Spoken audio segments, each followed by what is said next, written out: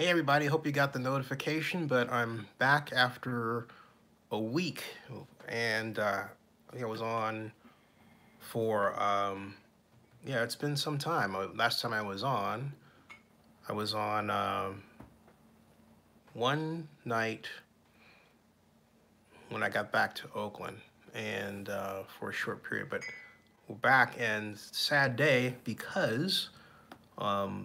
because the Golden State Warriors just played their last game in Oakland and they won, of course, 131, as you can see here. 131 to 104. They beat the Los Angeles Clippers by a lot, by a whole bunch. But as you can tell by the logo that I used, the Oakland Warrior logo, the dream of the Warriors one day fully embracing Oakland by changing the name from Golden State to Oakland is gone, dead. Um, will never come back. But a lot of memories, and so I my mom is here, and she's good enough to stay up and at least. Hey, Mom, what do you think about the Warriors leaving Oakland? I think it's a tragedy. I certainly hope Oakland gets something to replace them. Yeah, it is a tragedy, and uh, it's a tragedy because to me it's a symbol of loss of how I remember when I saw Oakland Mayor Gene Kwan at the Alice B. Toklas Democratic Club breakfast in San Francisco in 2012 and 2011, and she said that she didn't get this things 2012, excuse me. She said she didn't get how important the Warriors were to people. Those are the words she said to me. I was floored, and but she said she was making her best attempt to keep them, and obviously her best attempt to keep them didn't go anywhere. The Warriors were intent on moving to San Francisco. I thought they'd get better. Everything, naming rights agreements and all that stuff. I think that's questionable myself, very questionable. But they did go out and secure a lot of great sponsorship deals, and Chase Center is going to be a fantastic place to watch a basketball game. The question is, will people show up? I don't know. Hey, nice to see you all are here and back. Don't know if you have any thoughts about the Warriors, but if you don't, I'll share another great memory I have from the Warriors, and that's this one. It's my late buddy Lars Frickman. I got a Lars was this was 2016, and Lars needed a little cheering up for stuff that was going on with his family and everything. So got a box, and we went to the Warriors game. We had a good old time, and actually our Congresswoman Barbara Lee was sitting right up over here. In fact, if you take a look, that right back over here, and Raider Lou says the Oakland banner brought me a couple of tears. Yeah, I mean, it's really it's really something where you think about. I guess what I think about is all the years we spent trying to bring an identity to Oakland, all the businesses we tried to get to Oakland, and how everyone that I worked with or knew, from Chip Brown, who ran the Montclairian, to Mayor Harris, who I worked for, were all really focused on, and Robert Bob, the city manager, really wanted Oakland to get out of the shadow of San Francisco, and establish its own identity, even to the point of trying to bring the Super Bowl to Oakland. And now, Oakland's just kind of like doesn't care. It's like, well, we're content to be a bedroom community. Richard says, very bummed that the Warriors are going. I appreciate them leaving as defending champions, not going out with a whimper like the Raiders. I agree, I agree with you. It might be just going to San Francisco, as Oakland Mayor Libby Schaaf says, but really, you know,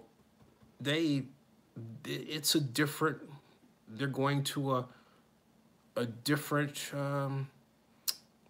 a different area, a different venue, a different place. It doesn't feel right. It feels like a part of Oakland has shifted to San Francisco because that area they're going to had just the Giants, right? And for a second, it seemed like we were going to have, this year, it looked like they were going to have the Giants, the Raiders, and the Warriors. Basically, they were going to have 3 teams over there, whereas we had 3 teams playing in Oakland, right? I thought, there's something wrong with this picture. I remember one article from the American Planning Association when I was in planning school, and it was a study on what makes a top city, right? And one of the main drivers for why CEOs, Raider Lou says the Raiders leaving is going to hurt more because I haven't missed a game in 12 years.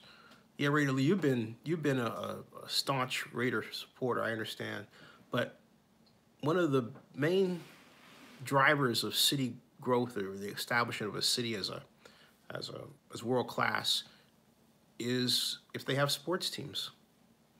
And the great cities have football, baseball, basketball, and now of course soccer, because Atlanta has soccer with the Atlanta United, and then of course the great soccer teams in Europe, right?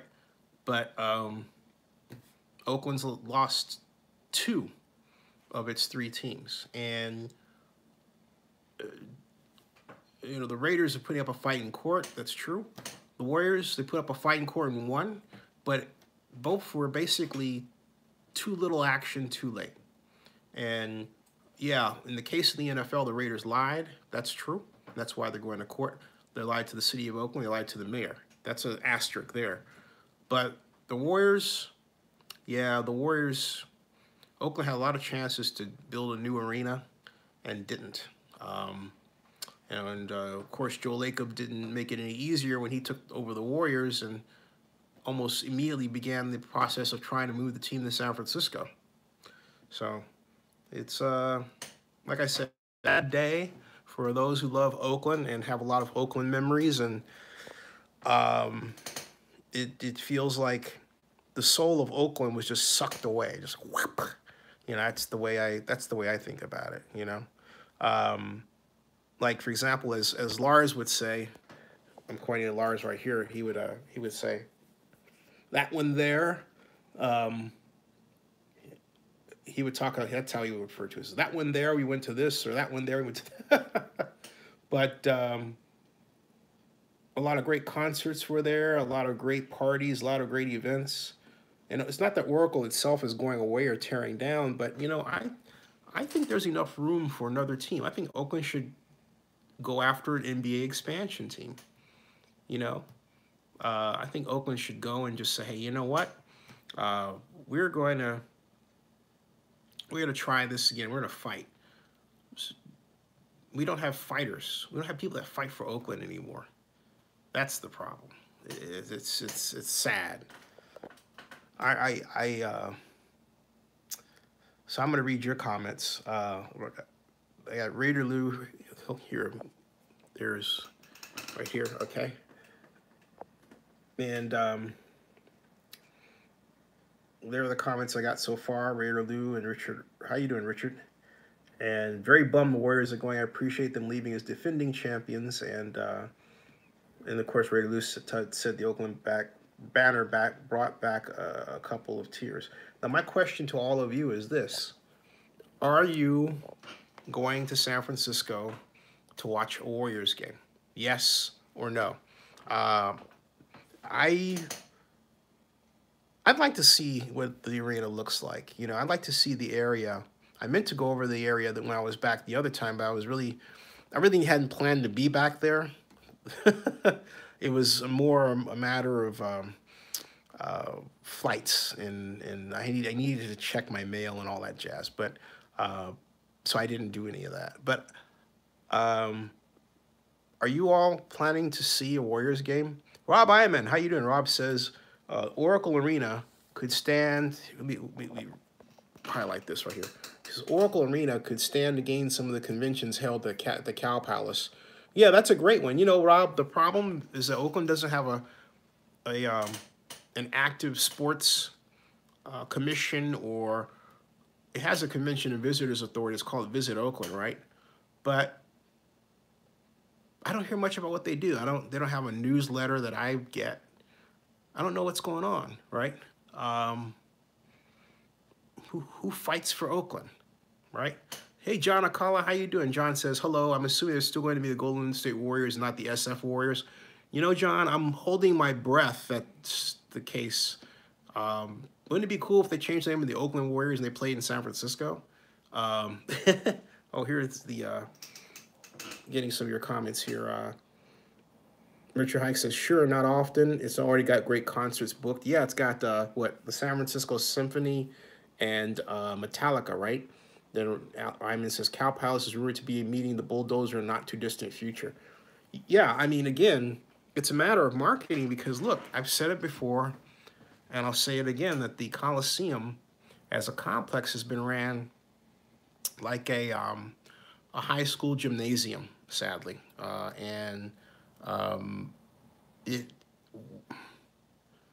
glorified high school and gymnasium. And there are long stretches where it sits empty, and it shouldn't. It should be active all the time. It should have its own hotel, its own restaurants, own shops, its own mall, you know?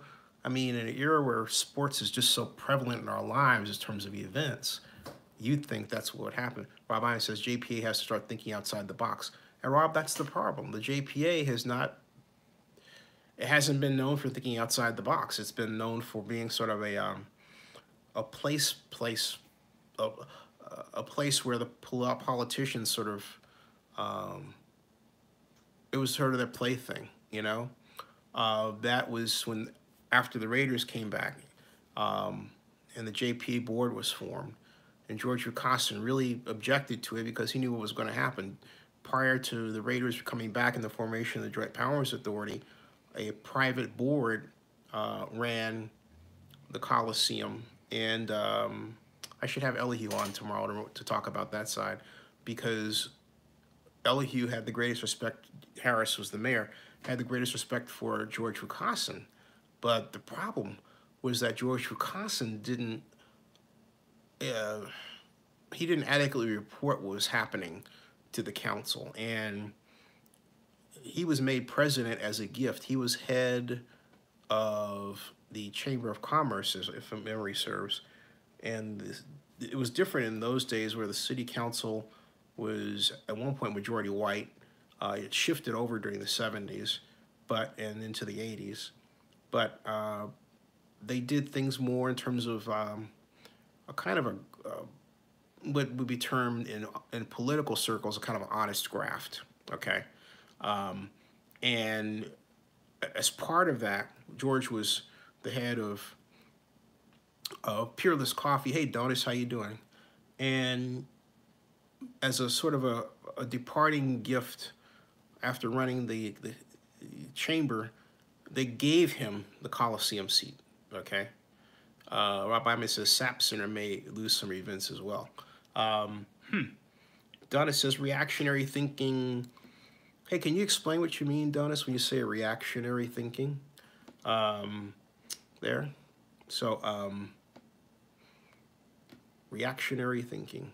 Hey, Rob Iman mentioned SAP Center. And, oh, the JPA. Joint Powers Authority. I don't know if I would characterize it as reactionary thinking, Donis. I think the problem with the JPA is structural. You have a board of 8 people, 4 city, 4 county, and that board consists mostly of elected officials. Now, there has been a provision in the enabling legislation to have an advisory board of up to 20 business people. That was never enacted, okay? Was never enacted. So And why was it never enacted? Because they just didn't want to do it that way. But it was never enacted. And it should have been. In fact, a good time to enact it, how about now? Oracle Arena should look to attract the Barracuda. What's the Barracuda? But it has always been the politicians. The point that I'm making is if you have an elected official that comes into early morning meeting Friday, or let's take, I'm not going to name this official, but one of the officials had not the greatest attendance record, and it was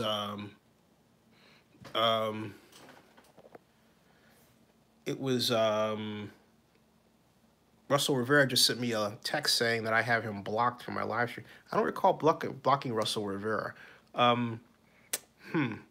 Russ, do me a favor. Try another Twitter account, because I would have to, unless you can tell me text me if you're watching this, text me your screen name, and I'll go in and unblock it. How's that?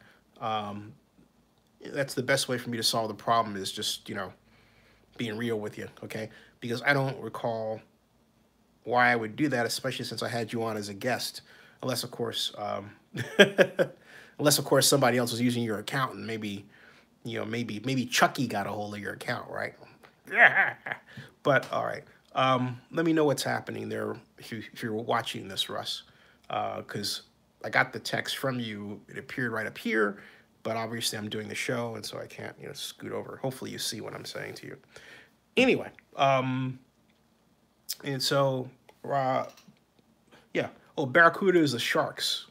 That's a great idea. Oh, you tried to? The Russell Rivera again is texting you, but I don't know. Is your screen name Russell Rivera? Is that it? You can just say yes or no. Or, in the interest of time, just fire up another YouTube channel, right? Or another Google channel. But, I don't recall blocking you. He said he tried to twice. Or, Russ, there is a word block. If there's certain words you're trying to use, that may be the issue. I don't know. Well, whatever. I'm okay. Keep the Oakland Raiders at gmail.com. Okay. Oh, that's your email. If that's your email, yeah, I don't recall blocking that at any rate at all, because that's not really how it works. I would have to, yeah, Russ, that's not how that works. Go in there, keep the Oakland Raiders at gmail.com. I have to start a new window. But at any rate, I'm doing a little admin work while I do the show, right? Hey, by the way, while I'm doing this, let me ask you a question, because I had an argument about what I'm about to ask you with a certain official a year ago. Do you think Oracle Arena should be demolished? I don't. I don't think so. I want to know what you think. Do you think Oracle Arena should be demolished, yes or no? My answer is no, no, no, no, no, no, no, no, and then big time, massively no. What do you think? John Acala says no. Who else? In fact, I think that the A's should redevelop that whole area. Rob Iman says Oracle Arena should be renovated. I completely agree with you. I completely agree. Let's see your comments. Other features. Comments. For review. Yeah, I completely agree. And not only that, I believe that other features. Playlists, my channel, settings. It's, okay, community. All right. See, I'm looking to see where. See, Russ, you gave me your email, but I don't have Reimagine. Yeah, Russ, you gave me your email, but your email is different from a screen name. It blocks Okay, so let's see here. Russ, both the oh, R. Rivera? Okay, hold on a second. Let me get in here. Oh, here we go. All right. Approved users, automatic filters. Let's see here. This is not working as fast as I would like for it to. I'll get to it, Russ. It's just kind of, it's being slow here for whatever reason. But again, I don't recall blocking you, so let's see what happens here. Try this again. Okay. I believe Reimagine, yeah, I think that when Mark Davis came up with the idea of having me form a plan, part of the plan was to have, that I formed, was to have a mall in between Oracle Arena and Coliseum Stadium, right? A 3-story mall. You know that berm? Just flatten that out and make it a 3-story mall, okay? That was the plan. And I think that, and the hotel would have been connected right behind it, if you will. If you think of behind as, well, here we go. Let's see, defaults. All right, and filters. All right, it's not scrolling down for me here. It's approved users and other settings. I'm not getting what I want here. All right. Hey, Russ, can you know what? Go to, here's the quick thing to do, Russ. I apologize because this is taking up more time than I can spend right now. Go start another Gmail account. It takes just a few seconds. And then hit YouTube, right? And then find me and come in that way. That's the fastest way to do it. It's going to be faster for you to do that than it will for me to find if your screen name is indeed there and then unblock you because I remember blocking you. But try that. It only takes a second to start a new Gmail account. It takes no time at all. So try that, okay? All right, now, Bob Iman says, I wonder how the piping is for hockey at Oracle. Actually, I think it's pretty good, okay? I think Russ says, no worries, do you. I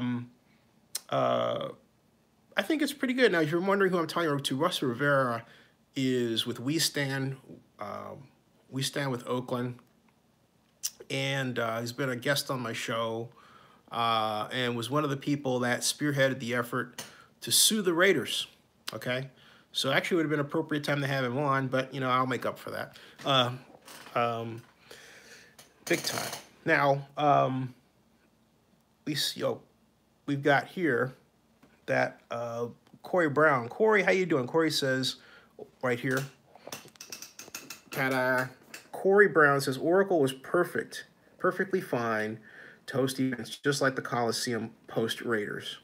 You know, I'm of the opinion that we need, as a city, to create our own organizations and events and groups, you know.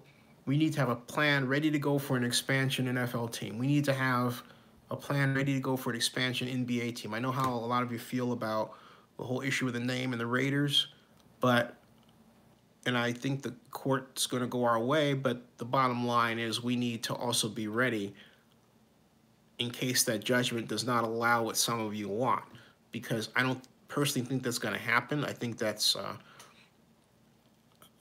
dream. That'll be a dream come true if that occurred. And what I mean by that, I mean keeping the name and colors of the Raiders. I just don't see that happening.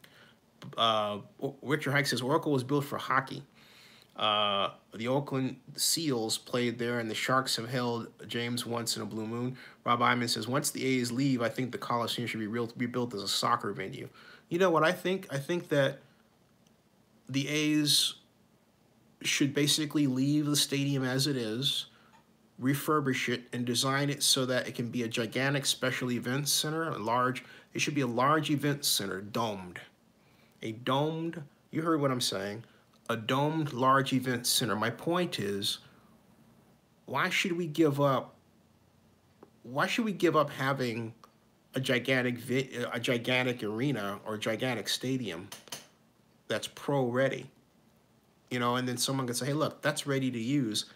Let's make a deal with them, and then we could also go after Final Fours. We can be aggressive. My issue is that Oakland is not aggressive. It just sits back and lets the market do things to it. We used to not be that way. That's how the Coliseum wound up being built. You know, Oakland is a study in negative civic self-esteem writ large. It is tearfully sad, you know, and tearfully sad. Corey Brown has a comment here I don't want to miss. It says, I still think we can build a new image and team even better than before with the help of a committed new owner, of course. Yeah. Hey, here's something else to consider, too. Do you realize, oh, by the way, I have some special announcements, folks. I'm gonna make them after this show, which I'm not gonna stay on long, but tonight. But I'll be back tomorrow. All right, I have 2 special guests on Wednesday and Thursday. I repeat, I have 2 special guests. One on Wednesday at 8, the other Thursday at 8. I'm going to say it a third time. I have 2 special guests. 2 special guests. One Wednesday and the other Thursday, okay? The first person on Wednesday at 8 o'clock is my friend Steve Humphreys.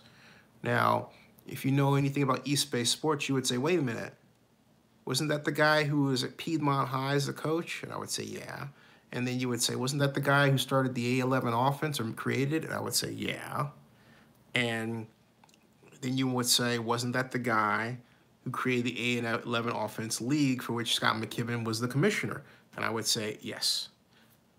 Stephen Humphreys is going to be my guest Wednesday night, 8 o'clock Pacific, which means 11 o'clock Eastern. And we're going to talk about why the AAF folded and what he learned. So I'm really excited to have Steve on Wednesday at 8 o'clock your time, 8 o'clock Pacific. I'm in the East Coast, all right? That's the first one. So remember, Stephen Humphreys is going to be my guest talking about, well, how difficult it is to start a football league, you know? He had a contract with ESPN.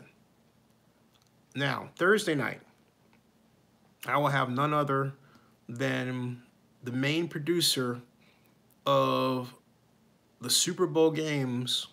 You heard me correctly. The main producer of the Super Bowl games from 2005 to 2015 for 10 years. Frank Sapovitz, my friend. We're going to talk about what it takes to produce a Super Bowl, producing the NFL draft, which is a great lead up to the draft, for which Zenny 62 Media has been credentialed for the 14th straight year. And I'm really excited to have Frank Sapovitz on. We've talked about it for a long time. If you're at all interested in what it takes to produce a Super Bowl or the NFL draft, what it takes to get in the sports event business, or, you know, just how the sports event business works and what he's up to and how he liked working with the league, for the league, I should say, Thursday night. So Wednesday night, Steve Humphreys, 8 o'clock. Thursday night, Frank Sapovitz, 8 o'clock. Wednesday, Thursday, okay? I'm working on adding some more as well, so I'm going to do it up big, as they say. Let me get to your comments here. All right. So Rob Iman says, Inglewood is finally showing interest in renovating the Forum now with an NFL stadium getting closer to completion. Richard Hike says, Dave Cavall mentioned some good reasons to build a new versus renovation. John Acala says, I already see signs at the Oakland Coliseum that say Ring Central. Does that mean they already have a sponsor? Yeah, it's Ring Central. That's done. So yeah, Ring Central should be confirmed by the end. Richard Hike says, Cavall says, earthquake retrofit is going to cost $400 million. So yep, and the Coliseum and Arena. Let me get this one by here. Cavall said, Earthquake retrofitting is going to run $400 million. Also, the Coliseum and Arena Bowls are below sea level. The parking lot is 5 feet above sea level and rising sea levels. Yeah, that is a difficult piece of land, and what they essentially have to do is what everybody who considered building a baseball stadium would have had to do, basically build a platform. And build a platform on top of what's there, do a major cleanup. He said 400 million for earthquake retrofit. Yeah, that's it. I would think that I would think that the best approach would make sure that the structure and the retrofit are one, so that, as opposed to putting the structure on top of the retrofit. So, because the retrofit refers to the foundation, but there's an opportunity to really design that as a great unit that works in a flexible fashion. At any rate, I think that's going to be exciting when they finish. But what I was getting at, as far as starting a new sports league and what Steve and I were talking about today in preparation for our show. Oh, by the way, Russ Rivera. Hey, Russ, would you come on as my guest on Tuesday? And we could talk about these changes. This is a red letter day. I don't know if Russ is still watching or not, but in the middle of my doing me, I was thinking, I got to get Russ on this show. Be fun to have him back. So, and then I can clean up the whole, I don't remember doing that. I can clean up tonight. Russ, you watching? Let me know. At any rate, or send me a text, okay? So at any rate, we've got this situation where the A's are the only game in town. We have a situation where the XFL is not coming to Oakland. They have deep pockets they're going to establish. The AAF has gone away. We have the FFL, which is on this show, the Freedom Football League. And they've got, I want to get JJ Lasley back on this show to find out what they think, what their thinking is regarding what happened with the AAF. But the problem is that establishing a football league is a highly capital-intensive affair. What does that mean? It basically means you got to have a lot of money to spend for players, uniforms, training camps, transportation, lodging, stadium game day operations. You need $1 billion today. If you don't have $1 billion for a major football sports league, you can't make a good go of it. And the AAF was they're trying to do it on the cheap, limp along. We'll pay you $50,000 and all this. They didn't have a big media player partner that was going to pay that. Rob Ike says XFL expansion. If that does well enough, college bowl games, we'll see. I think I need to look at their financial plan because I'm interested in what the XFL's burn rate is. Now, what's a burn rate? A burn rate is you have a chunk of money. How much time are you spend using that money, right? Okay. Well, by the way, for those of you tuning in for Las Vegas update, here's some good news. The good news is that for the first time in 2 years, Las Vegas visitation rates have increased year to year, not decreased, okay? So how that affects the project, it means that Rob Iman says the XFL needs to be a D-League. But how that affects the Raiders project means that the hemorrhaging of stadium tax revenue may very well have bottomed out right now. We'll see. But it may have hit below it's going to go. Now, the problem still exists that the stadium tax rate is so small it's not going to bring in enough money to cover the bond debt service. That still exists, all right? That still exists. And so there's never going to be a time when it makes up for that. And it would have to grow at a rate of roughly 5 to 6% per annum in order for that not to be the case. And it's got to play catch up. So it would have to grow at 12% and then another 6%, per annum, per year, okay? That's the problem. Now, since the bond is a general obligation bond, it already pulls from the general fund, guess what? the taxpayers have nothing to worry. Well, let me put it this way: the bond holders have nothing to worry about. The taxpayers are footing the bill, and every time you hear something about a deficit here or there, think about what I just told you. It's a general obligation bond. It means that it rests on the general fund of Clark County and Clark County, the general fund. Okay, so that's the news. Now, there was mention that one of the truss modules was being erected. And if you don't know what that means, it's basically a kind of a stand that holds the roof. All right. But you don't need. You can't get by with just one. You need 4, basically one at every corner of the stadium. So that's another big project. And as I say that, the steel area that I was talking about is still not installed. I'll show you what that is in a second. Richard Hike says, I'll be at the Aviators opener in Las Vegas thanks to a hookup from the River Cats. Still not giving Vegas my dollars if I don't have to. Hey, you know what? I have no issue with that. I know some people disagree with that, but I'm not. I just have to say this. First of all, let's let the court deal with it, right? I mean, let's let the court deal with it. Hey, here's a lovely family who just signed. Look at this. Grinning from ear to ear because they signed a grit contract. And who is that? Jordan Richards and his wife, right? Friday he's announced he was an unrestricted free agent. He's signed, and they're happy. So that's good news for him. Now, the Raiders also signed defensive end Alex Barrett, and they have Mike Glennon and Luke Wilson in that house. Oh, joy. Okay, now what's happening with Vegas? This is what's happening with the stadium, all right? Live stadium cam. This is probably at night, all right?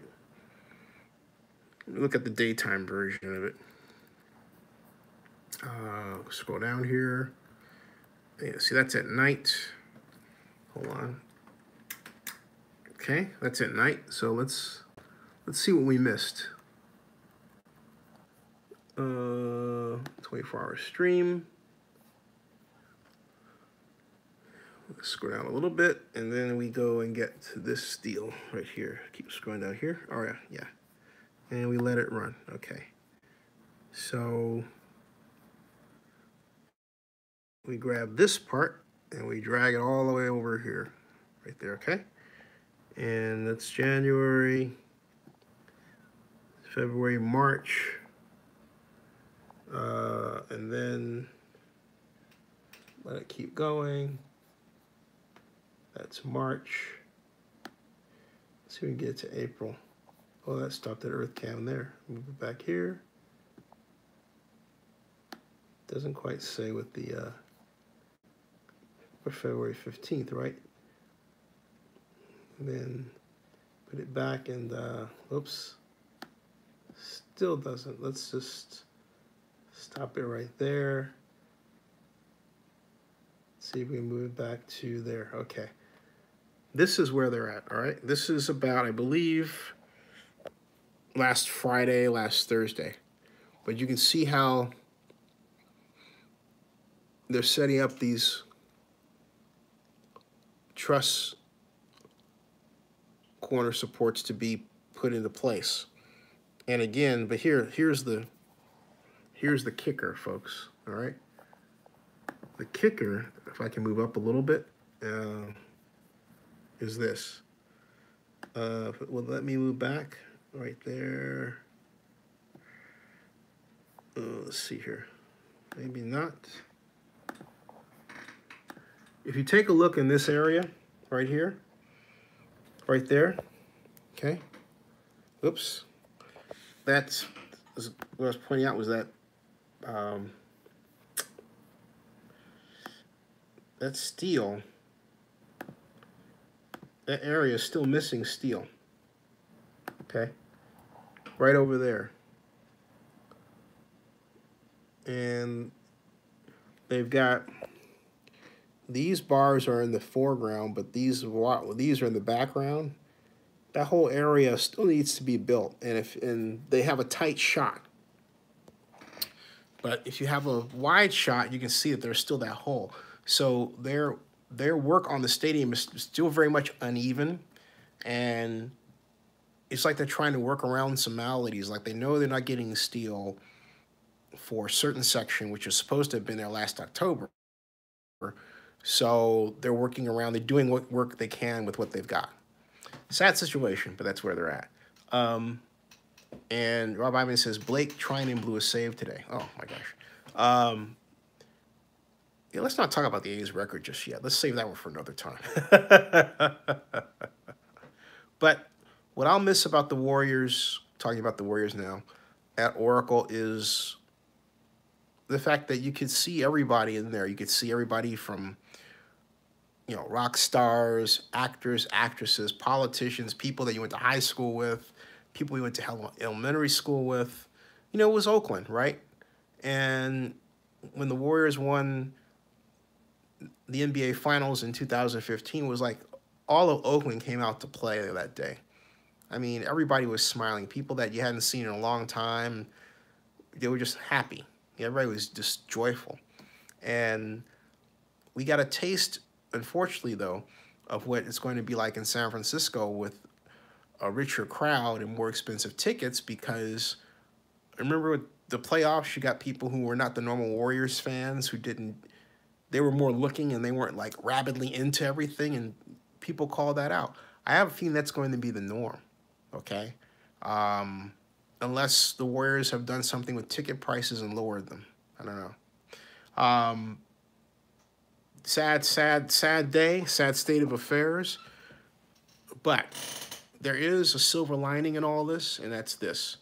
The Warriors are poised to once again bring the NBA Finals trophy back to Oakland before they leave.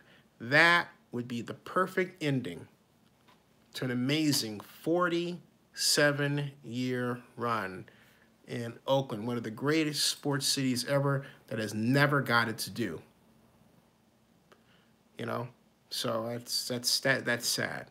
Rob Evans says, Warriors tickets now may be more expensive than Lakers tickets. You mean for San Francisco? Yeah. That's what Rob just wrote here. I think so. Yeah, definitely. In fact, since we're talking about Chase, let's take a look at what it looks like right now. Chase Center. Let's see if there's a Chase Center Warriors. Let's see what the latest photographs are. Let's see. New video shows latest. Let me see here. Go to all. Chase Center. There. Okay. $1 billion. Well, guess what? If Oracle Arena had been refurbished, it would have been $1 billion too. Here is, they have Cher coming, the Cher tour, with Nile Rodgers and Cheek. Oh my God, November 21st. Nile Rodgers is coming to San Francisco. Special guest with Cher. Opening a tour at Chase Center. Wow. Nile Rodgers and Cheek. Cheek is good times. Boy, oh boy. Let's see here. And the Who are coming on October 6th of this year. John Mayer opens his summer tour September 16th. The Black Keys. Boy, all these great acts that normally would have come to Oakland are now going to be in San Francisco. Phil Collins, Still Not Dead Yet, live October 17th at Chase Center. Dave Matthews Band is coming. My goodness, look at this. Andrea Bocelli, opera. Oh, wrestling, look at that. Celine Dion, the Courage World Tour. San Francisco's becoming Las Vegas. Look at this. Local artists chosen for Chase Center. That was recent. For the Bay Season of Giving. And Warriors and Chase Center announced partnership with Google Cloud. See, that's the kind of thing that could have been at the Oracle. All right. So, all right. Chase Center events, home. Let's see. Press that. There's the building. Wow. Beautiful. That's just the model. That's not it. You interested in a suite? Press the suite there. There's a suite. Look at that. It's like a room. See that? Look at that. Chase Center Suite. What are they going for? And you can use them 365 days a year. Wow. You can have dinner in there. Look at that. They have courtside lounges. Look at that. That's the club. Theater boxes. You book a private tour. 500 Terre Francois Boulevard, Suite 73. Ticket information. Let's see here. Get pre-sale access to 2019 playoff tickets, priority wait list, bridge to San Francisco. You can sign up for your priority wait list there. And they don't have the price list there at all. But anyway, that gives you that's a taste of the shape of things to come. Ugh. Ugh. Yeah. Ugh. Oh. Oakland ought to rebuild Oracle Arena just for spite. You know what I'm saying? Just upgrade it, just to say the heck with you, and then say to the NBA, give us a basketball team. The Warriors already owe them $40 million. You realize that, don't you? Of course you know that. All right. Look at this monstrosity. In fact, let me see something here talking about Warriors tickets. Warriors tickets. Warriors tickets at Chase. I like to watch pro wrestling. Yeah, I like to watch women's pro wrestling when I can. But I'm not a rabid fan. If you say, hey, let's watch it, I'll watch it. But but it's not something in my mind to watch, you know. Okay, Chase Center 2019, Chase Center tickets. Golden State Warriors, choose a seat you want. Let's see here, Chase Center tickets. StubHub. Warriors. New arena gives some season ticket holders sticker shock. This is what's going to be. This is where the rubber meets the road. This is as of last year. I don't think this changed at all. Okay, but I don't think this changed much at all. It basically says that there were 43,000 potential season ticket holders on the wait list last year. And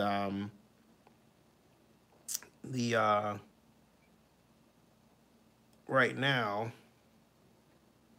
Warriors would pay a similar seat as they had that they paid $300 a game at Oracle. Cost $600 a game. It will not include VIP parking. At Chase, there will be no grandfather breaks for long timers, so no one. $600 seat at Chase will cost, so one $600 seat at Chase will cost, get this, $26,400 for the entire season, for 41 regular season games and preseason games, okay? And there is a membership fee of $35,000. It's refundable. It's basically a loan the Warriors repay to season ticket holders in 30 years with no interest accrued. So it's they say it's a seat license, and they're structuring a fee as a loan to the team. So basically, you're loaning, the team is asking for a loan from you, and they're going to repay it in full in 30 years. But hey, 30 years. 30 years? You know, how many people are going to see that money in 30 years? You pass it on to your kid and say, hey, you keep it, but you're not going to get any interest. Wow. All right. That $35,000 membership for the $600 seats is, wow. And they said that more than half the seats in their new home, the membership fee will be less than $15,000, and payment of that fee can be financed. You know, it's going to be interesting to see what, frankly speaking, what the crowd looks like there with these prices. I have a feeling you're going to see a lot of empty seats. I can't see anybody in a city where people are having, where the majority of the population is having a hard time just paying housing prices, right? And leaving the area, I'm talking about the Bay Area. Who's going to pay that, you know? Who's going to pay that? Let's see if there's a, are you? Trying to see what the latest is on that. And I don't have any latest information here. I'm going to get it for tomorrow. Ugh. You know, there'll be people getting, like, tickets for single games, right? But season tickets? Let's see here. Has anyone tracked this? Do you know how well they are not selling? Let me see here. Chase Center Warriors season tickets. Let's see what that is, all right? Let's see what the latest information on that is. Chase, this is not Chase Center Warriors season tickets. Okay, news.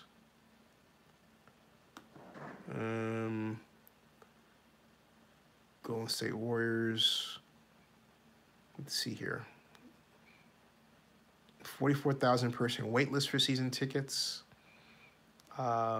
Warriors make $2 billion from new arena even before doors open. They've already secured $2 billion in revenue, have the Warriors. What can you see the Warriors doing if attendance is poor in SF? They have to deal with it. You can't say they'll move back to Oakland. Maybe it's out of, I mean, they own their own stadium, right? So they can't basically hurt themselves by saying, the heck with it, we'll play in Oakland. They own the stadium. I would see them having to, if they've already secured $2 billion in revenue, says the Warriors will officially open the doors of Chase Center in September. The inaugural event, which is a joint performance by Metallica and the San Francisco Symphony, which you probably have heard about, will be an exhibition and that will be September 6th. The first basketball game will be between the Warriors and Lakers exhibition. That'll be October 5th. Okay. And Rick Welts has said that the new revenue streams, they said they'll be opening the building with $2 billion in contractually obligated income. Now that means sponsorships. So they have, and take note of that when you think about the Raiders situation with their stadium. The Raiders don't have anything near that signed up, but the Warriors have $2 billion in contractually obligated income, and he says that is a record. He says perfect storm, perfect market, perfect time. The Bay Area is on fire. Couldn't be a better economic time. Couldn't be a better basketball team, and couldn't be a better city to be building an arena. And he says that the $2 billion is more than double what the team originally projected, okay? And so basically, because Joe Lacob says they can do whatever they want financially, and they have the capital to pay their players what they deserve, but they said that they will. And so I'm going to see if I can dig deeper and find out what that $2 billion consists of. I know part of it is it has to be naming rights and sponsorships. That's so when he says $2 billion in contractually obligated income, He means sponsorships. He means, for example, what Chase Center paid, which I think was something like 500 million. I'll get that one. But hey, folks, it is now 1:14 here. I've been on for 55 minutes. I'm gonna be on for another 5 minutes to get a straight hour, and then I'm gonna stop and pick up tomorrow with an earlier start to my broadcast. But again, I'm going to remind everybody, Wednesday, we've got Steve Humphries, the creator of the A11 offense, the A11 Football League, of which now Coliseum Joint Powers Authority Executive Director Scott McKibben was the commissioner, and then Frank Sapovitz, who produced the Super Bowl and the NFL draft for the NFL on Thursday. Rob Iman says tech execs will make sure this arena sells out. Yeah, I mean, you cannot discount the amount of money.